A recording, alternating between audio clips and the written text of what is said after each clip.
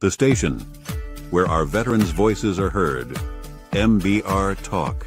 Hey, thanks for supporting our channel by watching and listening. Find us on the web at mbradio.us. Yeah. NY born, NY built. What is up, yo? Vanilla Happy Gorilla, Sunday, Big Dog, another Sunday Untouchables. with Let's your go. favorite Step in the hostess ring like kings with of the block. mostest. Gorilla grip, Big Dog, never stop. Iron in the veins, no gimmicks, no props. This is hard work, black top and body slops.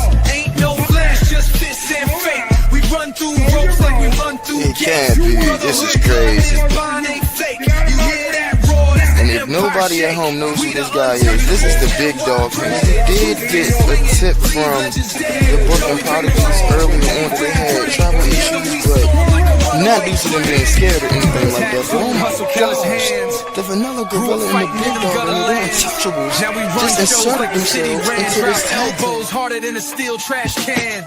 One shot, knock 'em flat on sight. Two beasts bred for the spotlight fight.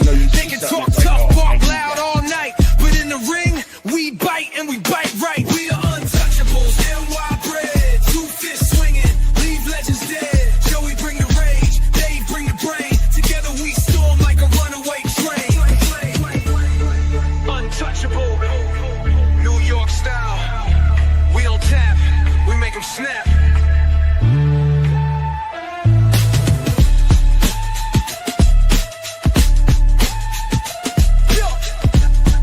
We don't tap, we make them snap. Yo, what is up? What is up? Happy Sunday, happy fun day. We are here at Turnbuckles and Stogies. Sunday, Wednesday, Thursday, whenever you guys see this. Yes, we are here with our special guest of the week, Mr. Jon Huber. John, Got it. Nailed it. How was it, boys? That was a hell of an intro, man. That was really good. Thank you. That's our new intro. Our producer in Colorado created. I think he created what, November? Yeah. So who it would've been recorded the right audio? after- Who's doing the rap and everything? He did that with AI. He wrote the Are lyrics. you- oh my God! Really? He wrote the Wow. lyrics and Okay. he put it in AI and he sent it to me and goes, "Listen, I created you guys a new song. I don't know if you're gonna like it." I was like, "Okay." He goes, "So should I send it to you?" I'm like, "Absolutely." He sent it to me and I listened to it and I'm like, "Dude, I'm like, you got something here." That's crazy. AI has taken over the world, man. Listen. I love it and I hate it at the same time. To be honest, I know. It's you know, like it's came up with some very cool logos for us to help like promote the shows and kind of like take both logos and mush them and mash them together. It kind of looks cool. right? And then there's stuff like that I'm like, that's even cooler. And you get something like you said, then there's the downside of it, and it's just like, The downside's killing everybody's creativity. It's killing jobs and stuff like that. But it is. The good news is AI will never be able to roll a cigar. So there's a little job That is security true. there. That is true. I mean, you can use AI. I've seen people create AI cigar bands. Oh yeah, AI I can spot it a boxes. million miles away though, for sure. And Usually in fact, you can. yeah, I can. I can totally tell. Have you actually ran into that at all since? So the guy that I Time work became a with thing? on hat design front, over the weekend sent me a bunch of like, hey, what do you think of this for hats? And it was like all these different, like 3 different layouts. And my immediate reaction, I texted him back, said, somebody's been having fun with AI, huh? And he wrote back, ha ha ha, LOL, what do you think? And I'm like, you know, so you could take some elements of it and then flip. He goes, we meaning the hat company, have been using AI to design and come up with design ideas for people that don't know how to design on their own. Right. I mean, I don't have that issue, I'd rather keep it authentic and design our own stuff. So, I mean, but I could tell as soon as I saw it, I was like, oh, you've been having fun with AI, huh? So Sometimes the AI designs, like you said, they're really nice, and then you get people that are just having too much fun, and it's like you said, you can kind of tell right away, and it's like, all right, if you toned it down a little bit, maybe you'd have something. But when you start going kind of, like you said, extravagant AI, and you're doing all kinds of different things, it's like, well, now you've gotten away from what we've always had it. Yeah, it'll settle down. People will get their kicks out of it, and they'll settle down. And people will use it for certain portions of creation, and then others that they'll take bits and pieces from it. But to just take something completely and say, like, you know, hey, Gronk or whatever that app is, design a Crown Heads hat or design a Crown Heads band. No, it doesn't look right. It doesn't come out right. So, I've noticed you've come out with a lot of cool hats lately. You have the Moonflower one that you have on. Then you have I call it like the racing one, that yellow with the gold. Oh, the premium hat. Well, it started off as premium, but it's a riff off of the F1 podium hat, and it says Crowned on it.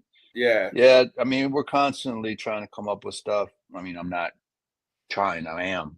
Right. Usually I'll try to have like two drops per month, brand new designs. I got a bunch of stuff in the queue right now. Moonflower hats, we gave them out at the PCA show when we launched the brand. And then we had half of the production here. I put it online for purchase, and they sold out like in 3 hours. And now you can buy them on your website, right? Not anymore. They sold out in 3 hours. When they go up, that you can get them on the website, right? Yeah, when the hats drop, which I announce all the drops on my Instagram. When they drop, then they're available until they're not available. So let's get to the elephant in the room here.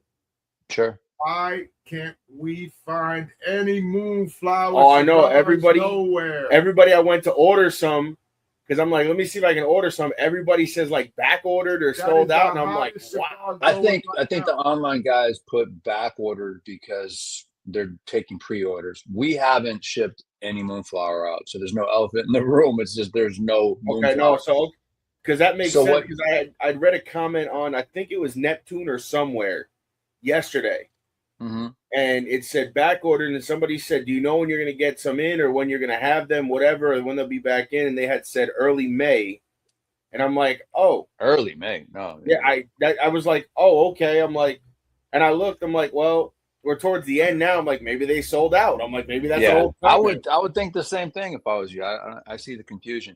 No, we when we dropped it, announced it, whatever, at PCA in the middle of April, the goal was to ship it in May. And we had, on our side, we met all our deadlines, checked all our boxes. On the Garcia side as well, at the factory level, there was a delay with the materials, meaning the rings, the shelf talkers. That set us back a little bit. And then now everything's packed and ready to go. We got the entire first production ready to ship, and I've been checking in with the Garcias every other day. And their hiccup, their snag now is customs clearance. They can't get their customs agency to sort this out so we can get it on a plane and ship it. That said, hopefully they're even going to try to go to a different customs clearance agency down there. So let me ask you a question, John. So yeah, being a distributor and a cigar roller and a cigar maker and all of that, how hard is it to get your cigars to go through customs? I don't deal with any of that. We have agencies that deal with it. So in Nicaragua, they have an agency on their end, and then when we land here, we have another agency that we pay to clear it and then put it on a freight forwarder and get it over to here. So we just pay money for it. That's all, a lot of money. So it's just another part of the machine that you got to keep going. So anyway, the long story short, we have not received or shipped out any Moonflower, and we're anticipating getting it out there, hopefully at least getting it shipped from Nicaragua sometime in the next week. Okay. Everybody's just on a holding pattern waiting for this customs thing to free up. On the other side of it, Bob's family had a release called Americana coming out of their Honduras location, my father. That left yesterday. They had no problems with Honduras. So that shipped, and it should be in Nashville tomorrow, and then we'll probably land here at our warehouse early to mid next week, which will probably, depending upon what happens with the stuff coming out of Nicaragua, we'll either start shipping that immediately, or we'll just hold it, and so we can ship everything all together. So and it's always so like they get all of constantly juggling act, man. So how did the pre-sale or the release go at PCA for the Moonflower? Fucking brilliant, man. It exceeded my expectations, honestly. Like typically, like, to kind of frame it up, like last year when we dropped Broadway and the rebrand, we had ordered 500 boxes of each size of Broadway, 3 sizes. and we came close to selling them out, but I think we sold out maybe 85% at the show. This year, I knew that Moonflower was going to hit, so we almost doubled it. We said, okay, let's pre-order 800 boxes of each. We oversold the 800 boxes of each. Wow. Shit. So, yeah, so that's how good it went. God. Yeah, So- I know, nuts. So you're doing really good with the Moonflower. It hasn't hit the shelves yet, but I mean, Right, you know, but I'm from what saying, people like, saw and what about- smoked, yeah. What about your Tennessee whiskey? He means Tennessee Waltz and stuff Tennessee like Waltz that with the and all that. rebrand. With the rebrand. There's not a single box of Waltz on the shelf. We're sold out. There's not a single box of Jericho Hill on the shelf. Sold out. Not a single box of La Imperiosa on the shelf. Sold out. Everything that we rebranded has just been flying. Absolutely I gotta flying. say that Jericho Hill, man, bro. We get those for like $8. Oh, that's the original and runs. those are freaking The phenomenal. original runs of the Jericho Hills, the box press with just a very small label, as I call it. Yeah. That was before we rebranded it. It's the same blend. I mean, we haven't changed anything since we released it in 2014. But now that we rebranded, it's getting more eyes on the product, more encouraging trial. People are smoking, going, "Oh my God, what is this? This is so fucking good." That's the poor man's Padron, what we called it. So let me ask you this question. So how does it, like, for the Jericho Hill? Let's take Jericho Hill. Like you said, it's a poor man's Padron. That's what I nicknamed it. Right. Which, by the way, for the price, it's probably one of the best cigars out there. So to do that, how does it feel to know that you're selling out of all of this stuff? Like, you can't even go in your shop and say, I want a Jericho Hill. It feels good and it feels bad at the same time, because it feels good that people are, connecting with the product, buying it, selling out. Feels bad because we can't keep up with the demand. And so that means people get impatient with their orders. We had some guy yesterday, like, "Where's my PCA order?" Like, dude, I mean, we're doing everything we can to get it out there. It's just, this situation happens all the time in this industry. If it's not material delays, it's custom delays, it's this, that, or the other. The good news is it's also out of your control too. And I think that's what a lot of retailers, don't understand or they miss, is the fact that it is, when it comes to stuff like that, that's stuff that you personally can't control. 100%. But, they don't understand it, or they don't care to understand it. Like, it's your problem, not mine. Where's my product? Right. So it feels good and bad at the same time.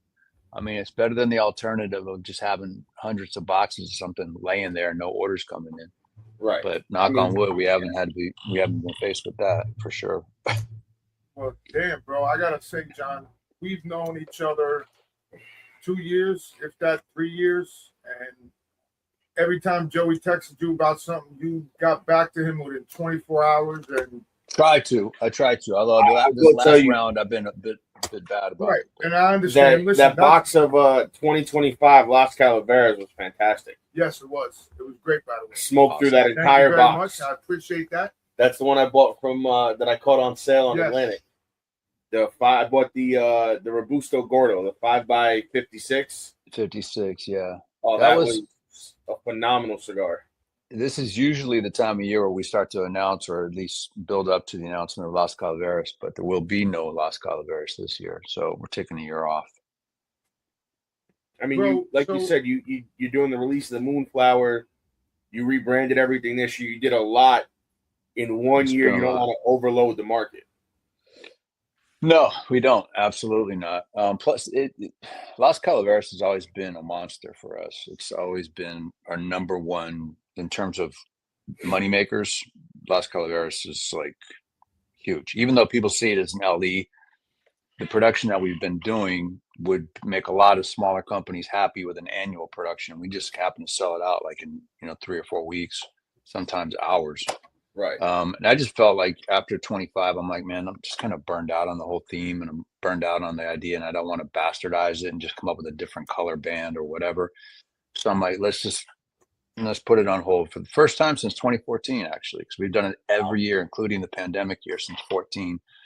And this year I said, no, let's just let it breathe for a minute before we kill the goose. You know, John, that's a smart thing because some people, like, they just go and rebrand stuff and things like that. And everybody's like, oh, I'm smoking this. I said, bro, I got like those in my collection. Like, it's not nothing. It's the same cigar, just a different wrapper.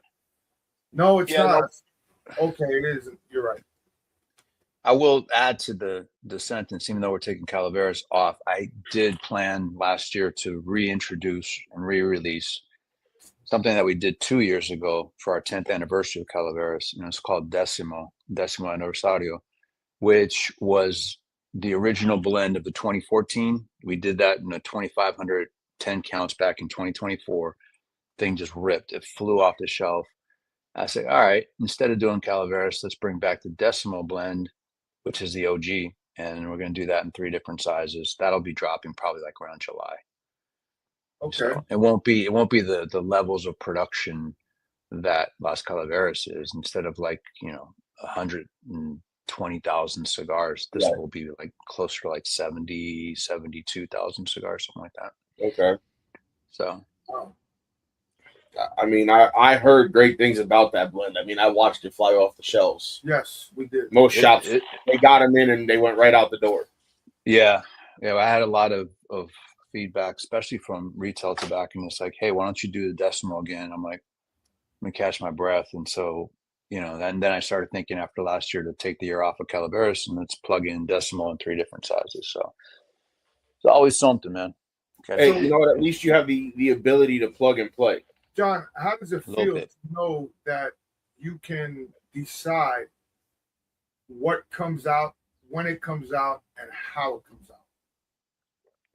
I don't know any other way to do it. It is stressful. You're right. It's stressful. It's a lot of pressure, but no pressure, no diamonds, So I've just kind of gotten used to it over the years because that's always been, when we started out with just 4 kicks, or like now I'm juggling shit all over the place. It's just been the only way to do it. So my only way I know how. But I don't really get consumed with the pressure. I just look at it like, okay, I'm fortunate and blessed to be able to do this. It's fun. I get to create, and I work with some really great factories. So don't bitch about it, because there's a lot of other people that would like to do what I do. So tell us, and I'm sure we went through this the first time you were on. Mm-hmm. Tell us how you got into starting your cigars. How I got into cigars in general, like what got me in the business kind of a thing, or just crown heads, or what? Like however you want to put it. I was a cigar geek, man, back in the mid 90s. I just fell in love with cigars, and I was at a turning point in my life where I just wanted to do something that I loved instead of having to go to work and hate what I do. And I had a lot of shitty jobs at the time that I'd gone through. Fell in love with cigars, and I was like, this is what I want to do. How do I get in? There was no DMs, there was no social media. It was like you had a phone and write a letter. That was it, kind of a thing. And I got in the business that way. That's what got me into it. And then I cut my teeth with CAO. CAO is where I worked from 96 to 2010. That was like my undergrad degree. And then I was fortunate enough to have the opportunity to start Crowned Heads. That's a real cool condensed version. That's cool, though. I mean, to come up with a name called Crown Heads and everybody loves your cigars. Thank you. Fucking amazing, because me and Joey go to different lounges throughout New Jersey, Pennsylvania, and all over. And if they don't carry a lot of your stuff, I say, how come you don't have this? Normally, well, so if they don't carry a lot of the stuff, they normally carry the Juarez at the very least. Yeah, that's like the value. Carry the Juarez. Yeah, and I'm like, okay, well, at least you have something I know I'm going to enjoy. Juarez has been an interesting case study, because that whole blend started off because our distributor in Germany, I'm going back to like 2017 or something. They wanted me to do an exclusive just for Germany. So I kept sending them samples. and they kept rejecting them. I'm like, finally, I'm like, what the fuck is it that you want? And they're like, I want dark, I want this, I want this, I want heavy. I'm like, okay, fine. I had that. I came up with that blend, sent it to them. They're like, nah. I'm like, all right, fuck all y'all. We're gonna just keep this, and I've got it in my back pockets. And then, Right. A month or two later, my business partner at the time, my Condor, says, hey, I got a call from Thompson Cigar Company that they've since been bought out by somebody. I can't remember who it was. And they want you to do a catalog exclusive. I said, okay, I got the perfect thing. And I had that blend. And so I came up with the branding of it and this, that, and the other, and gave it to them as an exclusive. Well, 6 months went by and they didn't do shit with it. They just sat on it. And I'm like, we were going to the trade show. I think it was in 2019 maybe. And Condor says, hey, is there anything else we could take to the trade show? We just to pat it a little bit. I'm like, look, why don't we fucking take Juarez and turn it loose and see what happens? No sales sheet, no collateral, just open some boxes, hand out the cigars, tell the people how much it costs, and take orders. Okay. So that's what we did. And we just said, fuck it. We didn't have anything signed. You guys sat on it in a warehouse for 6 months and didn't do anything with it. Right. And it took off. And that was fucking 7 years ago. And it's always been, it's always been a consistent seller, top 4 or 5 brands, that kind of a thing. So listen, Juarez is a great cigar. I fucking thank love you. It. And not because you're on here, but because it's a cigar. It's a poor man, and I hate to say it, it's a poor man's high. That's what it is. I can go to a cigar shop. It's an everyday cigar. It's an everyday. If you like that kind of grass, I can sit here and smoke. Not only that, you have to enjoy that kind of. You have to enjoy that kind of feel. That fuller body experience in order to really enjoy that Juarez for what it is. Correct. Right. And if you, you could take the band off of those things and give it to somebody, and they'd be like, "Oh, it's a $9 to $12 cigar." But we kept it down to like 7, so 7 to 9. So now, when you did that, how did Thompson react to that? There was whatever, because there was no signed agreement. We were just like, "Hey, you fucking had your run at it. You didn't do anything with it." Right. And then I think it just got lost in the shuffle, and then they got bought out by somebody. I can't remember who it was. So it's all history now. But now, and then since Juarez, we came out with another value prop last year, like in November, called Thunder Kiss. Oh my God, that was great.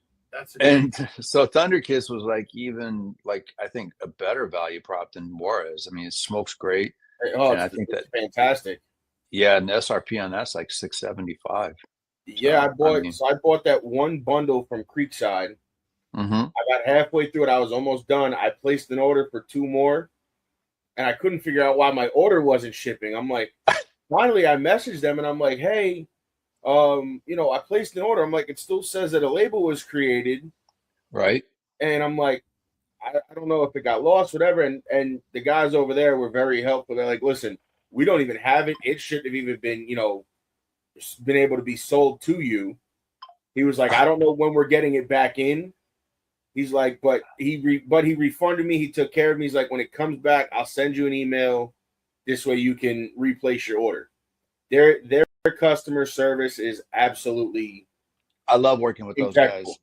And I noticed you just did a release of the Broadway with them as well. Yeah, we did an exclusive size. Really, that was inspired by their Discord. They have a Discord group, and when Dave Ember was down here on one of his visits, he said, "Hey, I want you to join our Discord." And I'm like, I didn't know what Discord was. Mm-hmm. I had no idea. I joined it, and I interacted a little bit, and then one day, God, I don't even remember when it was. It was months ago. Somebody said, "Hey, we love Broadway.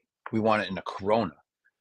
And as easy as that was, I just started texting Dave. I said, "Do you want to do this?" And he's like, "Yeah, let's do it. Let's get some samples and let's do it." And So we went back and forth. Said, "Okay, 5x44. Let's do a closed foot." Got the samples. I said, "Are you ready for your Disc Corona?" I kind of nicknamed it because it came from Discord and it was a Corona. So I said Disc Corona.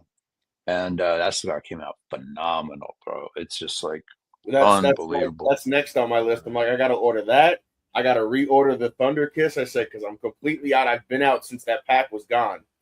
Just the Discorona was so good. Like it all went to Creekside, and I think the original production was 350 bundles. And last time I talked to Dave, they'd sold 320 already. And that was like in the first few days. So I don't even know if they have any left. But I said, damn, I missed that cigar. So he ended up sending me 3 bundles and pretty much smoked through all of them. I'm just keeping one for the archives. But Right. I didn't even get a chance to smoke it. It flew. And that was a fun project. And it was a really freaking good cigar. Now, is that something they're going to be carrying all the time, or was that just kind of like a one-off limited?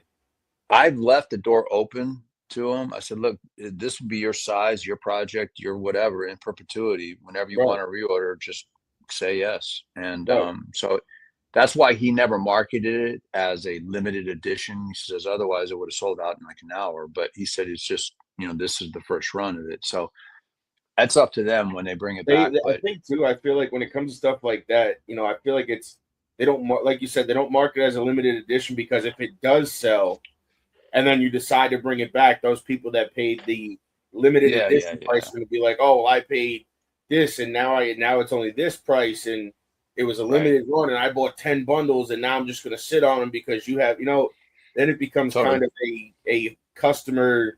Oh, well, you know what? I spent all this money and now they're bringing it back. I could have just waited and this and that.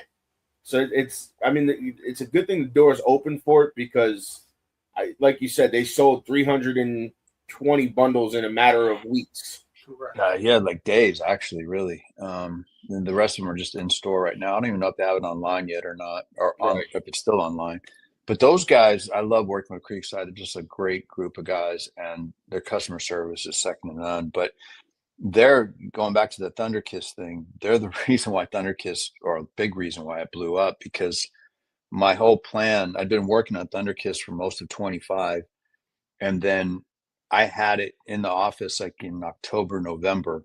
And I told our VP of sales, Miguel, I said, look, we're just going to, I don't want to do a press release. I don't want to make a big splash. Right. I just want to send samples of this to the guys when they go to the store, let them smoke it with somebody. No pressure. If you like it, here's the price, kind of a thing. It was going to be a very soft, organic launch.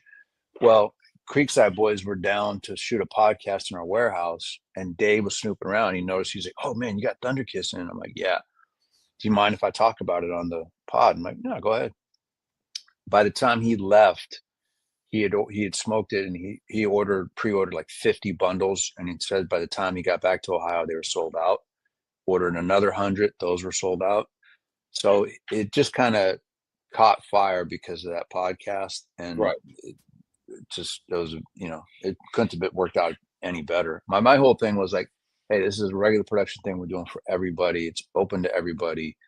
It's not a limited edition. It's just a value proposition for people that want a really good cigar for less than $7. And here it is. And we've done phenomenally well. It's one of those, like the Juarez, you can take the band off and people will tell you that's a $9 to $12 cigar. Mm-hmm. Because of the way it really is.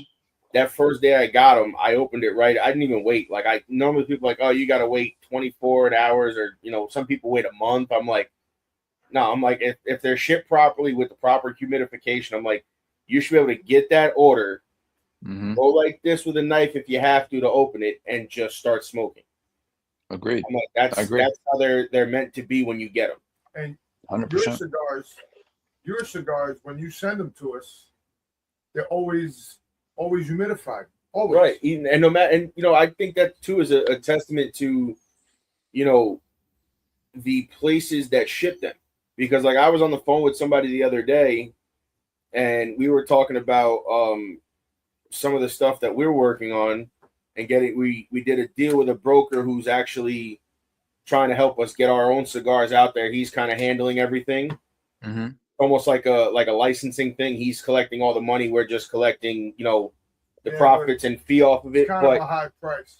We were talking about bring it back to kind of the shipping process, and everybody's like, why is it so high? I said, because, I got to pay for the bags they're shipped in to properly ship, the proper humidification, so that when you get them, you can open that bag, pull that cigar out, and start smoking. Right. I'm like, pay for the proper shipping boxes. I'm like, and I'm not doing any of this. I said, this guy has his own shipping system. He's got his own everything. I said, so, they're like, yeah. And I understood like the price was high. I kind of knew that going into it. Mm-hmm. I said, it's the way he does it that's the only reason it's a little higher. I said, and ironically, the factory they're coming out of is the Pichardo factory. Oh, right on. He's got a relationship with those guys. I validate that 100%. He's like, you heard of them? And I'm like, the name sounds familiar. And then he goes, they made stuff for crown heads. I'm like, oh, okay. Because you hear all these different factories, and I'm like, I know the name, I can't place it. That's who he had done his cigars with. The problem with Pichardo is he's changed names so many times. Like when I'm sending a press release that involves him to Half Wheel, it's like Charlie will always text me back like, okay, what's the name this week? It's become a running joke because they went from like Pichardo Cigars to Takanixa to there was another name in the mix, and they went back to Takanixa, then it went back to Pichardo Cigar. It was just like there's no continuity to it. But Horacio Pichardo is the gentleman that runs that factory, and he's a Cuban expatriate. He's a fantastic blender, great guy. They make Mil Diaz, Maduro, Juarez, Thunderkiss. Am I leaving anything out? No. Yeah, those are the brands that we make with them. So he had wanted us. The guy was like, "Well, we can do your own brand." I'm like, "Well, listen, here's the thing," and I was like, I laid everything out. I'm like, if I'm gonna white label a project, I said I want to taste it before I do it. Of course. I said, because I've seen people that have white labeled, I said, and I get the cigars because they want us to try them. I'm like, and I'd rather throw out the window. Mm-hmm. So I was like, I don't mind doing it, but I want to test them. And then we tested a Habano and a Maduro, and I'm like, and they were Robusto and Toro size, and I'm like, yeah, that's kind of what we want to do. We smoked the cigars that the guy did, and then he sent us samples of, I think it was along the lines of something the ones he had sent us. Mm-hmm. But just tweaked a little bit. And I was like, we smoked them. I'm like, all right, for the first release, that's what we're going to do. Whatever. But the pricing, because the pricing is higher, we have like feelers, but people are not really, biting. And I'm like, it is what it is. And the guy's like, how's it going? I'm like, listen, nothing yet, but that's okay. I said, we don't let it bother us. We just pull it back, go back to the drawing board and figure something else out. Well, making the cigar is one thing, and there's the next level is like, how do you get people to try the cigar? Right. Because if the product's good, the product will speak for itself. But you got to encourage sampling. You got to encourage trial. How do you stand out on the shelf? And there's a myriad of things. It's like people think, oh, you just come up with a blend, throw a band on it, and you're going to make $1 million. And it's not that easy. There's a lot of different layers to the business. Making a great cigar is just one component, really. Right. But I can tell you that whatever you validate with Horacio, you're going to get it consistently. His consistency, his quality control is fantastic. Like I said, those are the brands. We also make blood medicine with him, Belgian Blue. I mean, he's been a joy to work Belgian with. Blue is very good as well. I actually had the opportunity to smoke that. The other one that was good, I think somebody had given it to me.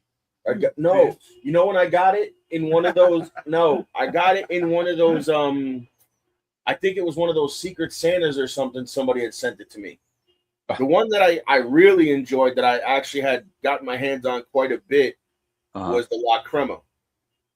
La Crema, we discontinued that. Yeah, that was, I had the, I think it was the Toro size. That was a great smoke.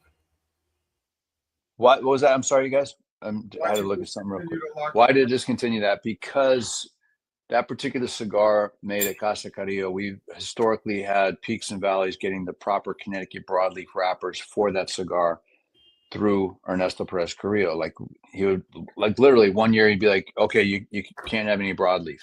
I'm like, what? Okay, so now all of a sudden we're like on back order for that product. So it was never a consistent supply on the broadleaf, and then the prices were going crazy.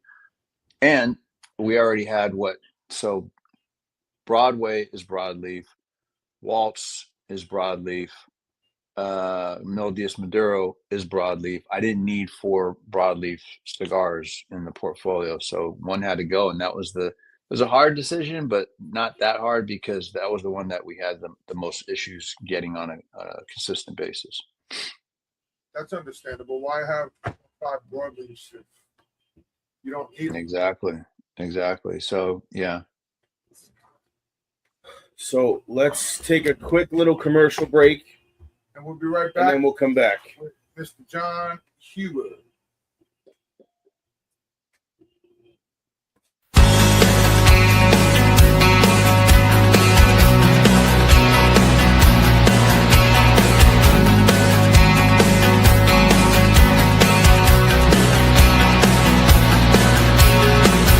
Do you think about the way I'm thinking now?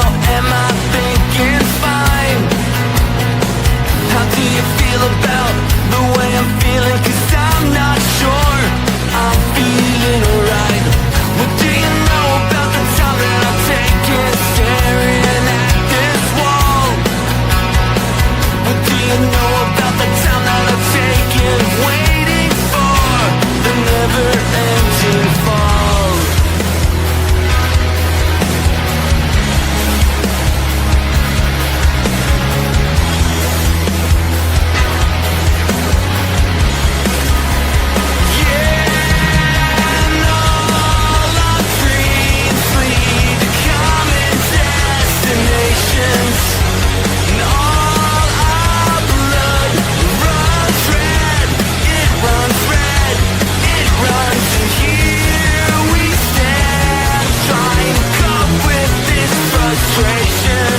Dealing with this so-called complex life.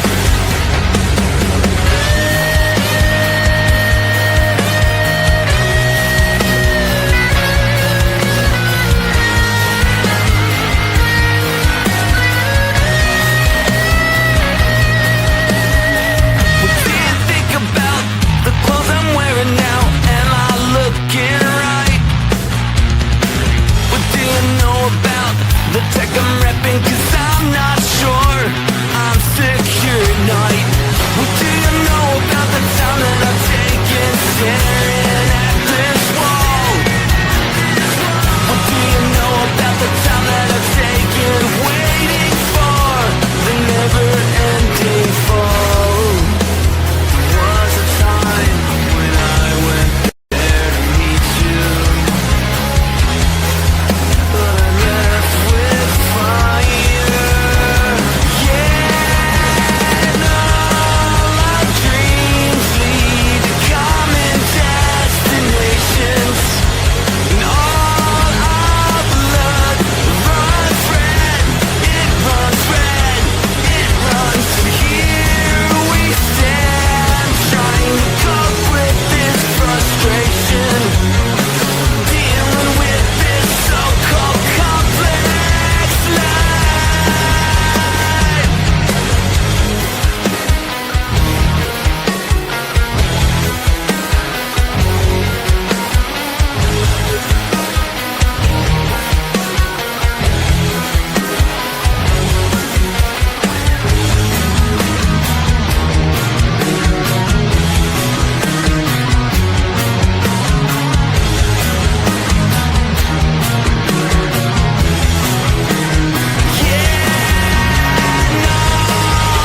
Dreams lead to common destinations, and all our blood runs red. It runs red. It runs, and here we stand, trying to cope with this frustration, dealing with this so-called complex life.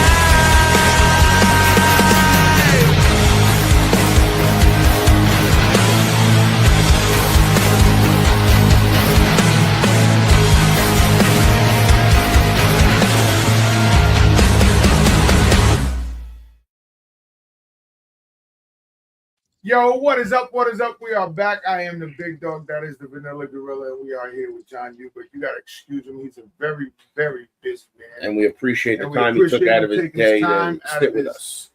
My Talk to pleasure. us. So, John, let's kick into the Moonflower. Go ahead, bud. Now, I know the Moonflower, you did your videos on Instagram talking about the different sizes. For everybody that didn't see, Mhm. what are the different sizes? And if you can disclose what's the blend and kind of, Of course. how did you come up with it? Sizes, there's a Corona Gorda 6x46, 46 is my favorite ring gauge, so I had to put it in there. It smokes my favorite of the three. The Robusto is a 552, and then Toro is a 654. Not my favorite, but it's our number one selling SKU across the board, so I had to put it in there. The blend is it's a Corojo wrapper from Nicaragua. The binder is a double binder, also from Nicaragua. There's a Jalapa and Esteli on the binder, and then the filler is all Nicaraguan as well. You've got Jalapa, Esteli, and Condega. So essentially, you're looking at 100% Nicaraguan puro. The blend is a riff off of a cigar we did with the Garcias back in 2015-16 called Las Mareas, which I thought at the time was one of the best things we'd ever put out. And for whatever reason, it didn't get traction, so we discontinued it pretty quickly. But there was a cult following for Mareas. I kept seeing and getting messages, bring back Mareas. So I started, that was the jumping off point of the blend. We modded it a little bit to make it a little bit sweeter, richer, less sharp. And that's Moonflower, man. That's it. And so that's the blend inspiration and the Tolas. The brand inspiration, Moonflower, is something that it's kind of like an homage to my wife, because when I first started dating her back in 2010, she was gardening and she had these things called moonflowers. I'd never seen what a moonflower was until I met her. And she explained to me it's a night bloom, meaning it only opens, the flower opens up at night. And then it folds back. Yeah, it folds back during the day. And then I started researching it more. And I learned that it's kind of become a symbol for like overcoming dark times and challenging times. And anyway, along the years, it became something that was important to our relationship. And then about, I think 4 years ago, I had 2 moonflowers tattooed on my hand, one for her, one for me. So it's always meant something special to me. And so when I needed a brand inspo for this blend, I was like, hey, I'm gonna call it Moonflower. I think this is pretty cool. So that's where it came from. And now, how'd you come up with the colors for it? Because I know usually the colors have something to do with the blending or the branding. How did you come up with that light blue and dark blue kind of color band? So I've been working for like 2 years now with a gentleman in the Dominican. His name's Juan Carlos Fondier. He's the one that I worked with on the rebrand. He's the one I worked with on Broadway. And so what we've done together, we've worked a lot of hours together. So now what we do is I'll come up to him and I'll say, okay, here's what we're going to do. Here's the brand inspiration. Here's the mood board. And I sent him pictures of moonflowers. I sent him all of these things about moonflowers. I sent him the blend, all of that. And he's the one that came back with that colorway and that scheme, and that the bands are just like phenomenal. They're something you really need to see in person. Like everything I put on social media is one thing, but when you see it in person and you kind of rotate the cigar, and it's just like, oh my God, this is gorgeous. I'm looking forward to having it in my hand with the band, because I've even told you through Instagram the band color is it really pops. It really does. It's beautiful. In fact, this was the first time I think ever that Rye Dog, who prints the bands in Holland, that they used a material is called, was it Erodium or something like that? And that's what took so long, because they didn't know if it was going to work. And then they kept doing trial after trial with it to make it, and then it came out phenomenally well. And so when you see the band, it's like you look closely and there's almost like a holographic image of the moonflowers behind the logo and everything. Cool. It's pretty cool. I couldn't have been happier with how it turned out. We were already working on 27 now. So I left PCA last month.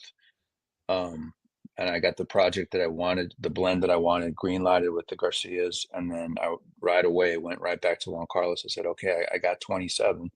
I'm going to send you the mood board. I'm going to send you the information. I'm going to send you what I see and everything. And so we're about 50% of the way there. That's John. Good. Yeah, you have to. How is it a gentleman like you sits there and goes, hey, I think I want to make this, but I need a test. How does that work? Like, I don't understand. Like, I understand how to test the cigars, but like, how do you come up with like all of this stuff in your head? I don't know. It's just, I'll wake up and just have an idea, and it just kind of comes to me, man. To be honest with you, like it could be simple, stupid stuff. Like yesterday, I pulled up a mock-up of a hat that I'm working on, and one of my reps was right over my shoulder, and he's like, "Oh my God, I love that." I'm like, "Yeah, it's pretty cool, right?" And he's like, "Yeah." I said, "It literally came to me 2 nights ago at like 3 in the morning. I woke up and go, oh, that works." And then I sent the idea the next morning to my designer and sent me the layout. So it just comes, like, That's I don't know. And It's, I think with cigars too, like you said, also not only with your stuff having like you said, the hat people, the band people, I think having the proper cigar factory as well. That, like you said, if you have a blend at like 3 o'clock in the morning, you can even just shoot them a text like, "Hey, here's what I'm thinking. Can you make me something?" And I think that's a testament to your relationship with the factory, but also with the rollers and blenders as well, that they're able to take, either notes or, a wrapper or kind of all the different things you're looking for and make that into what essentially you're testing and eventually becomes the final product. And not only that, so let me ask you this. How often do you go to Nicaragua and DR and all of that? I don't, not anymore. I mean, before COVID hit, early on in the formation of Crown Heads, I was going down there probably 4 or 5 times a year. And then about 5 years ago, my father-in-law had a massive stroke and literally just changed our life. My wife and I, we live about 8 miles from them. So we became the primary caregivers for him and her mother. And to this day, my wife is the primary caregiver really for them. And so a lot of her time and energy is pulled off to manage that household. So, for the first 2 years, I canceled all my travel. I didn't do anything. I didn't go to the sales meeting. I didn't go to the factories. So now I'm at a point where I don't need to go to the factory. I know what I'm doing. I don't need to be there to micromanage a blend. I can just say, okay, hey, look, send me this, and then let's try it, and then I'll get it, and then I'll be like, oh, you know what, it's a little sharp. Let's swap off a leaf of jalapa for this or whatever, and I mean that's how Broadway came about. Like I had Le Patissier already as a regular production brand, and I wanted it a little stronger. I said, let's change one leaf. I mean, I know enough of the ingredients in the cabinet that I know what it's going to taste. So I don't, people that say, oh, you got to be down in the factory. I'm not 100% sure about that. I don't think those guys are great at what they do. I don't think they need you peeking over their shoulder to do it any better. Just like even they say with Jonathan Drew, he don't smoke cigars. Jonathan's been on Instagram posting up him smoking his cigars when you and things like that. And I laugh because they say I said he does smoke, but after a while, you got to take a break because it kills your palate. Just by the nature of my lifestyle, I don't smoke on the weekends because I'm home. When I'm home, I try to shut all this off. I don't go on Instagram constantly. I don't work on works. And, there's exceptions, but for the most part, when I'm home, especially on the weekends, I'm like, I want to be with my wife, my daughter, and just kind of focus on that. So I don't smoke. So it's a good little kind of pause button. Then I come back on Monday and I'm back to the 4 to 5 cigars a day, testing blends, testing, everything I get is like, this is my homework here. I got bundle after bundle after blend after blend. And I mean, feel free to send some to me. I'll test them and let you know. I appreciate that. I never put that on anybody because everybody says the same thing, but I like it to be like, if it succeeds, great. If it fails, it's on me. Right. I don't want anybody else taking the falling. You don't want that judgment of something that may not be where you want it yet. Yeah. I mean, I kind of know. You do this long enough, It's like, if you work in the music business long enough, you hear a single, you don't need to know how to play guitar and work a soundboard. You can just you hear it and So yeah, I don't go down to the factory as much. I would love to go down to the factory. I mean, that's the one part I've had to sacrifice that I really miss about the business, because when I was going down there, those are my best memories of the industry, is going down there and just being with the people and just going to the farms and things like that. I miss that. I've had to sacrifice it to support my wife and, her challenges, and that's just something I've had to like let You go. know, Like I don't speaking of miss that, doing the in stores and all that, but I do miss Right. going to the factory. speaking of going down there, so like we've been trying to put my cigars out for like 5 years, 6 years. Mm-hmm. My wife got sick. She was on life support and everything else, and I had to cut everything off. Like I cut everything. I didn't do a damn thing on it. Well, I will say with the cigars though, it kind of helped us because, like when we first started doing it, I was only looking at. We were working with a guy over here that has his own rollers. I think he owns his own factory, if I remember correctly. And I was only looking at 60 ring gauge cigars. Like a Barber Pole 60 ring and a Maduro 60 ring. And I was handing them out to people. I'm like, yo, see, let me know what you think, whatever. He had Robustos. And then I think kind of, you know, like he was saying to play off of that, with my mom getting sick and having to put everything on hold for, you know, that 3-4 years, whatever it was, it kind of gave us time to really sit back and smoke, you know, the different sizes and try different blends from different people and really, you know, hone in on what we're looking for. And again, kind of learn from people like you, like Rick, like Matt Booth and people like that to see what actually sells. Right. You know, because I learned over this time that in a lot of markets or universally really, you know, Robusto and Toros are kind of the number one sellers. Correct. Probably more so the Toro. You know, one thing is like what you enjoy to smoke and what sells sometimes don't line up. You know, I mean, like for instance, like I know that 60 ring gauges actually sell. I don't enjoy them. So I ethically and with any kind of integrity, I can't get behind a 60 because it's going to sell. What I like to smoke is usually between the 42 and 48 ring gauge. And initially I focused pretty heavy in that lane. And then you realize, okay, it's just not me. I got to feed the beast. I got to take care of these people. I got to pay this salary, that salary, these health benefits, all that. So there's a compromise. So that's why I like the Toro is in the portfolio for me now, even though it's not one of my favorite sizes. But what I like to smoke and what sells in the marketplace are two different things, to be perfectly honest. I mean, the blends, I do all the blends based on what I like. And if everybody else likes it, great. Right. But the sizes are a little bit, you know. Now, is that why you have the Corona size or the 44 ring gauge in the Moonflowers, because that's what you blended? I usually blend in 50 to 52. Okay. Depending on the factory. Usually when I get test blends, it's either going to be in a straight Robusto 550 or a 652.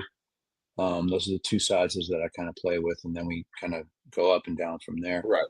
But personally, for me, if I could smoke one size in perpetuity, it would be 5 5/8 46. And initially, like everything that we did coming out of Crown Hez had a 5 5/8 46 or something close to it coming out of there. Over the years, we kind of stepped off of that a little bit because it was always the loss leader, and we needed sizes that sold, and so whatever. But with Moonflower, I'm like, this is just too good not to put in the portfolio, so I did a 646. I mean, it's kind of like selfish for me to do that, but I think that when people smoke it, they're like, wow, this is fucking great. Right. And you know, like you said, you tried it in the Robusto and the Toro, blending it, and then being able to add that, you know, 6 by 46 or the 5 and 5/8 by 46. Right. Now, you know, you made something that you like to smoke size wise, but you're also giving, like you said, a different size to the portfolio for that cigar that, you know, like you said, you kind of laid off of for a little while. Right. 100%. And I think, again, you know, and it's funny because I just had this conversation with a smoke shop yesterday. This guy, the kid that took over is trying, it's a regular smoke shop. They sell vapes, everything. They have cigars, but the kid that works there is actually willing to learn about cigars. Yes. He's very like, I went to go buy cigars yesterday, John. I think I talked to the guy for an hour and a half.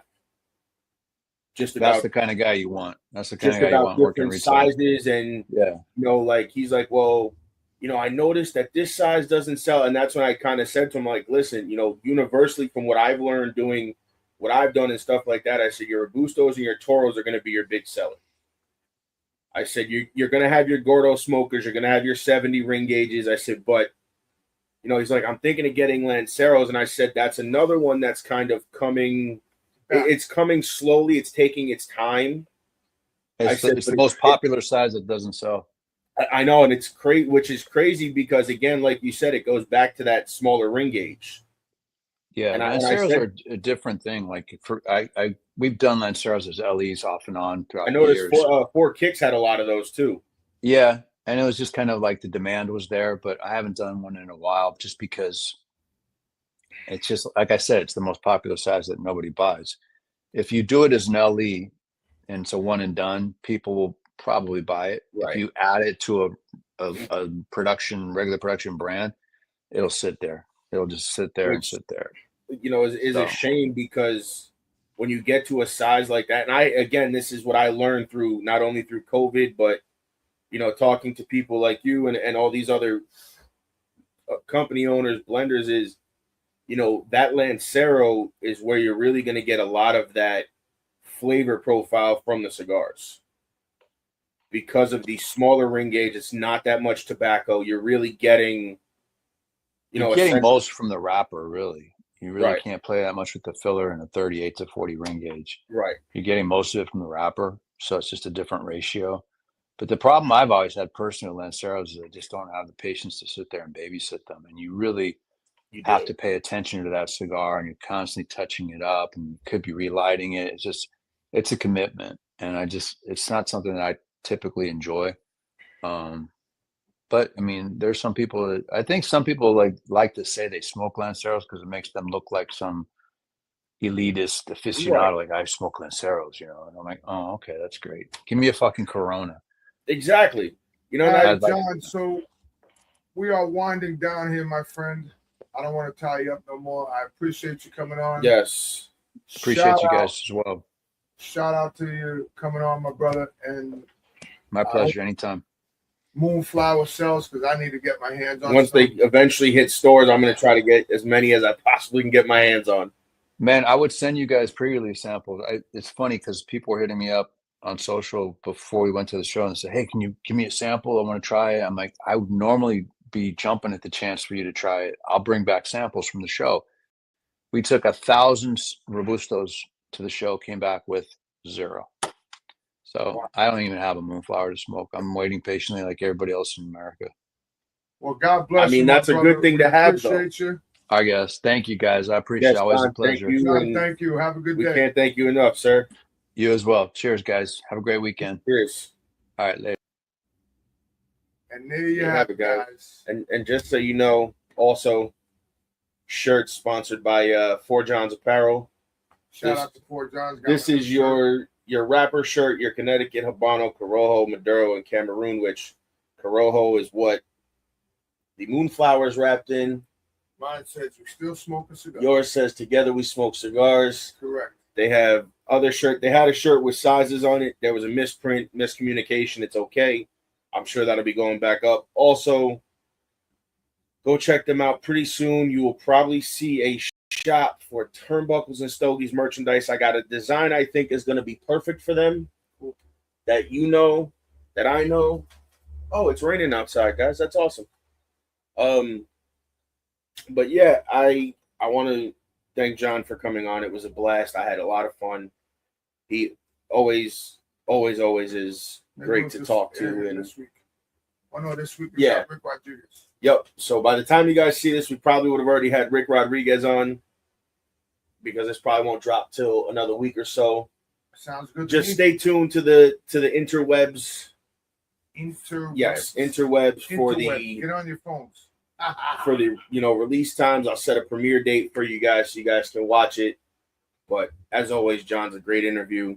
As you see, we're not smoking the Moonflower. He's not even smoking the Moonflower because he's got none, which is a good problem to have.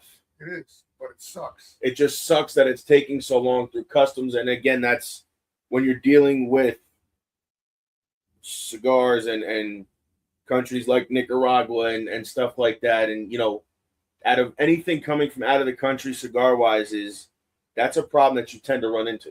Yes. And I think that's where it's a lost art of, not a lost art, but lost on some of the retailers and consumers of like, why is this not out? It said it was going to be out. Listen, that's stuff out of the manufacturer's control. That stuff out of the brand owner's control. That's unfortunately, they pay an agency to do that. And you can't blame the manufacturer, nor can you blame the company that's making the brand that owns the blend, whatever you want to call it. You can't blame them because at the end of the day, they're not there physically doing it themselves. Correct. And that's, I think, what a lot of people tend to forget sometimes. I agree. You know, and again, it's always a pleasure to have Jon on.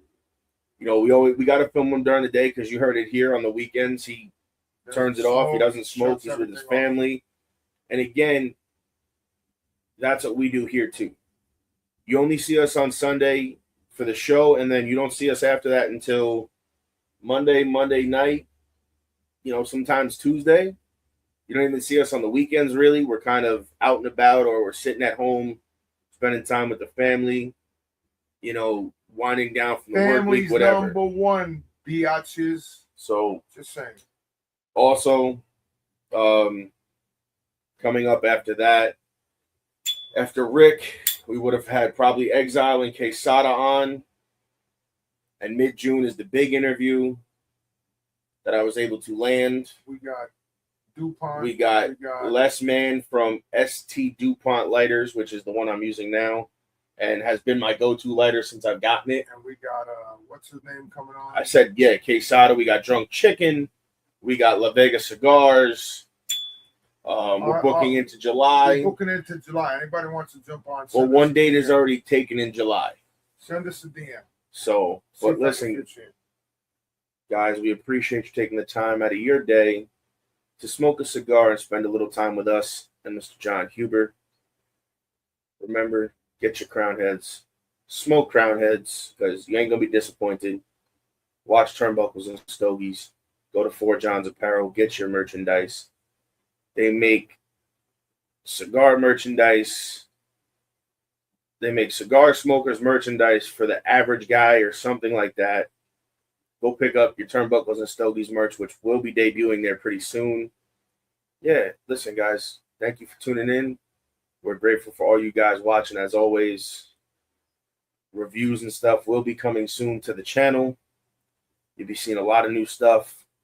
You'll be seeing a lot of new quality camera footage I'm working on getting. So again, guys, listen, it's been fun. It's been real. On that note, it's been another episode peace. Of Turnbuckles and Stogies podcast. And we will see y'all on the next one. Deuces. Peace. Ladies and gentlemen, thank you for tuning in to Military Broadcast Radio. As we wrap up today's show, we want to remind you that the podcast of today's episode will be available right after we go off the air. So if you missed any part of the show or want to listen again, be sure to check it out.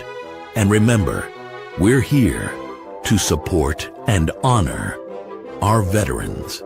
Your stories and experiences matter, and we are committed to giving you a platform to share them. That's right. We're here to give our veterans a voice. So don't forget to catch the podcast and stay connected with us. Giving our veterans a voice.